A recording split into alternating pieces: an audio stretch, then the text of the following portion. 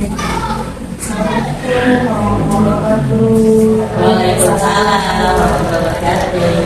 Ibu yang berbahagia, hari ini kita sama-sama akan berdiskusi tentang miskonsepsi yang selama ini terjadi bahwa PPDB itu selalu dihubungkan dengan jalur sepeda. Padahal yang kita memang sudah bahwa PPDB itu sudah tidak mengalami lagi tes membaca. Oleh karena itu di hari yang mendatang ini kita sama-sama mempelajari kembali sambil berefleksi apa yang sudah kita lakukan bersama hari ini. Mungkin begitu ya karena sangat kira-kira apa ya perubahan yang sudah terjadi di MLS tahun pelajaran 2023 untuk MPLS tahun 2023-2024 itu sangat berbeda sekali dengan MPLS tahun sebelumnya. Untuk tahun ini yang pertama yang sangat berbeda adalah untuk setiap sekolah itu tidak mengadakan tes sekalipun untuk peserta didik. Yang kedua, pelaksanaan MPLS itu lebih lama dari yang sebelumnya yang hanya 3 hari. Untuk mulai tahun ini adalah 2 minggu atau setengah.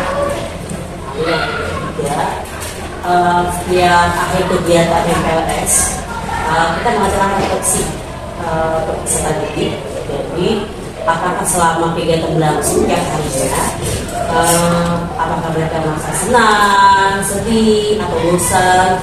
Nah, jadi kita bisa sebagai timbal balik kita sebagai guru kelas, apa sih yang bikin mereka senang, apa sih yang bisa bikin mereka sedih atau yang sedih. Jadi kita bisa mengadakan kegiatan yang lebih menarik untuk anak-anak, terutama untuk peserta didik yang baru merasakan baru masuk di sekolah seperti itu.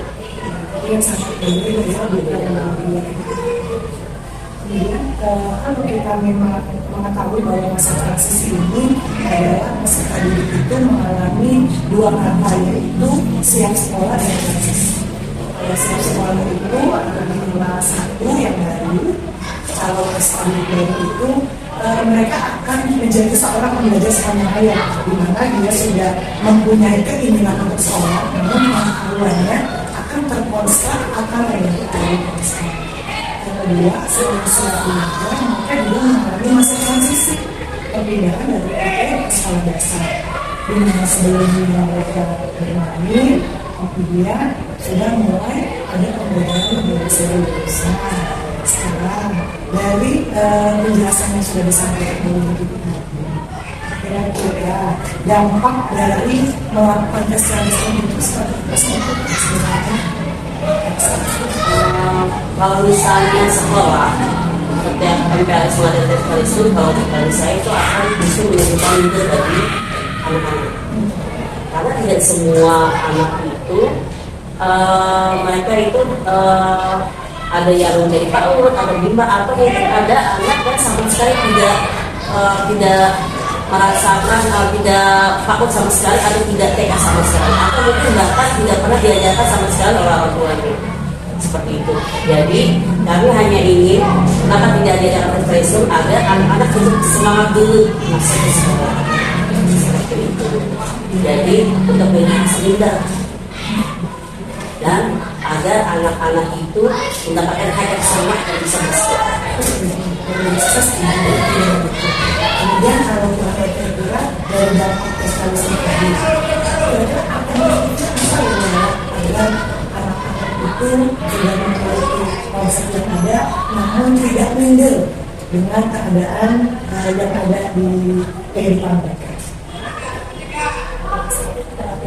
Sehingga memang melaksanakan kesalahan,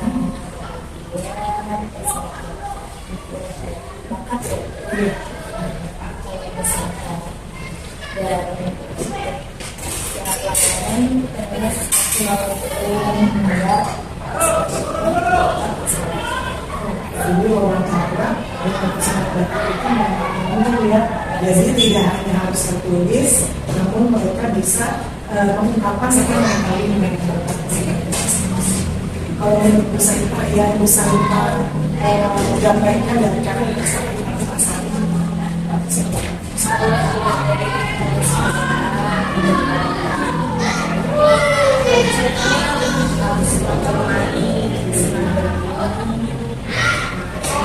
berkelompok